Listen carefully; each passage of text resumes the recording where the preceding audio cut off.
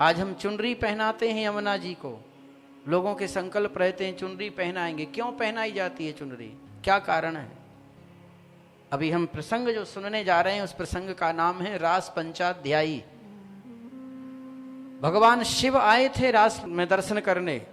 अब शिव आए तो शिव जी तो वैसे ही अपने बाघंबर पहने, भभूति रमाए, नाग लपेटे, जटाओं में गंगा, सर पर चंद्रमा, चले आए और रास में प्रवेश करना चाह रहे थे। तो सेवक ने रोक दिया, बोले यहां किसी का प्रवेश नहीं है, गोपियों के अलावा सिर्फ भगवान हैं हमारे लाला, और किसी का प्रवेश नहीं। भगवान शिव ने कहा मेरी तो इच्छा है दर्शन करने की। तो सेवक ने कहा कर दर्शन करने की इच्छा है बाबा तुम्हारी, तो जाओ तुम गोपी बनो। अब रात को कहां गोपी बनने जाएं? रास कब हुआ था? रात्रि में हुआ था ना। अब रात में किस गोपी का दरवाजा खटखटाएंगे? तुम अपनी साड़ी दे दे हमको, बिंदी दे दे, टिपकी दे दे, जो हम गोपी बन जाएं। भगवान शिव ने विचार किया कि सबसे बड़ी गोपी तो यमुना मैया है।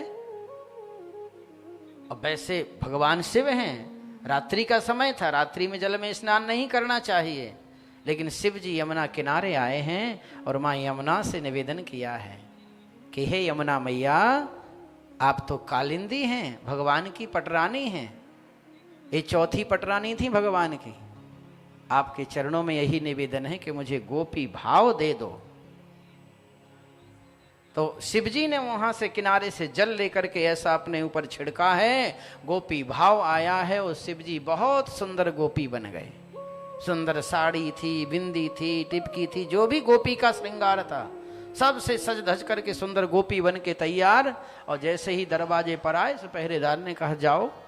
लेकिन महाराज वो जितनी गोपियां थी उन सबसे अलग दिखाई दे रहे थे भगवान से। और जब लौट के शिव जी आए हैं रास से, तो फिर शिव जी ने पार्वती जी को बुलाया था कैलाश पर्वत से, और वो पूरा श्रृंगार लेकर के आई थी, साड़ी और जो भी माताओं के श्रृंगार होते हैं। और फिर यमुना जी का पूजन किया था शिव और पार्वती ने, और वो चुनरी उड़ाई थी बदले में। क्यों? अपनी पहनी हुई चुनरी तो अब यमुना को देंगे नहीं, इसलिए चुनरी उड़ाई जाती है। आज भी चुनरी का महत्व है ये, इसलिए चुनरी पहनाते।